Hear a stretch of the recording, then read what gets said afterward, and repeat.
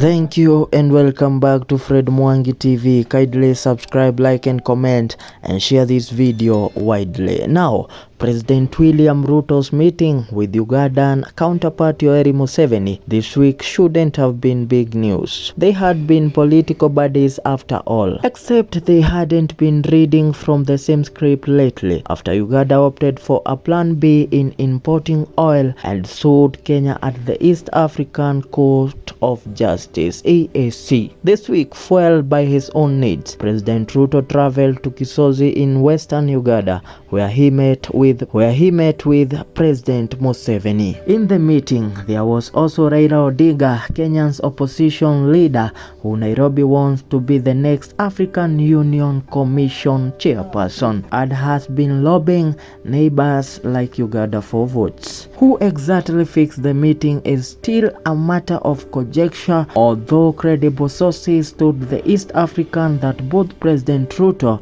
and Mr. Odinga requested to see the Ugandan leader. The initial intent, sources say, was to try to resolve the oil import dispute, a matter Mr. Odinga was to mediate. The second was to discuss the Democratic Republic of Congo conflict, and the third to front Mr. Odinga as the candidate for the AUC seat and seek the support of Uganda in galvanizing a divided East African community (EAC). President Yoweri Museveni issued a statement saying they discussed matters of mutual benefit and the EAC in general. I was happy to meet President Ruto and retired Honorable Odinga this afternoon at my farm in Kisozi.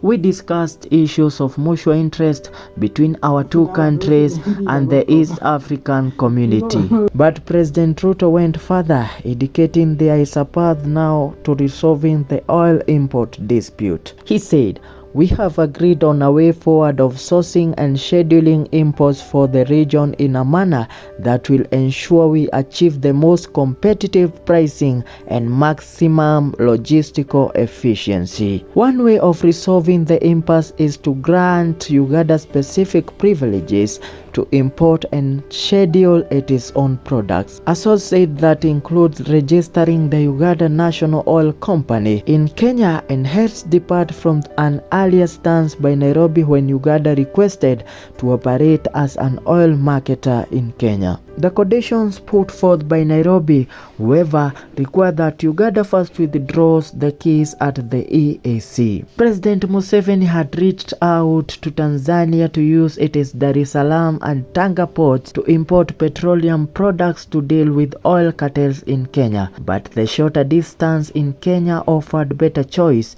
if the matter of importation dispute was resolved. Sources says while President Museveni seems to be getting his way in Nairobi, he is not abandoning the Tanzania deal. Kenya's Energy Cabinet Secretary Davis Chidchir and Treasury Principal Secretary Chris Kiptoo, who are in Uganda too, declined to comment on the matter. On the conflict in the DRC, President Museveni pledged to be a guarantor of the Nairobi process led by former President Uhuru Kenyatta. President Ruto, on his inauguration day, September 13, 2022, named Mr. Kenyatta Peace Envoy to the Great Lakes region, somewhat complementing his existing role of facilitator in the Nairobi process on the Democratic Republic of Congo and the East African community. But President Ruto and Mr. Kenyatta, who have had local political differences, have never met to review progress, and the Nairobi process is somewhat dead. People close to Mr. Kenyatta blame President Ruto for eclipsing his predecessor's mediation, stalling the peace bid. Mr. Kenyatta is said to have complained about the apparent sabotage of his travels, including being denied certain facilities both in Nairobi and at the EAC Secretariat. Our cohesiveness had been lost on the matter, and our military in the DRC looked felt ridiculous because we lacked political leadership necessary. Familiar with the process, Uhuru was left high and dry but was lucky. Sort of, because other leaders wanted him to succeed in the DRC and they still want him to succeed. The Kisozi meeting may have been President Ruto's Damascus moment, but it also erupted in President Museveni. The veteran leader had initially declined, seeing that the process needed direct political support from Nairobi first. After the meeting, President Ruto did hint at the desire to pacify the entire EAC to achieve its integration pillars. Kenya and Uganda are committed to deepening the long-established diplomatic and economic ties between our two countries.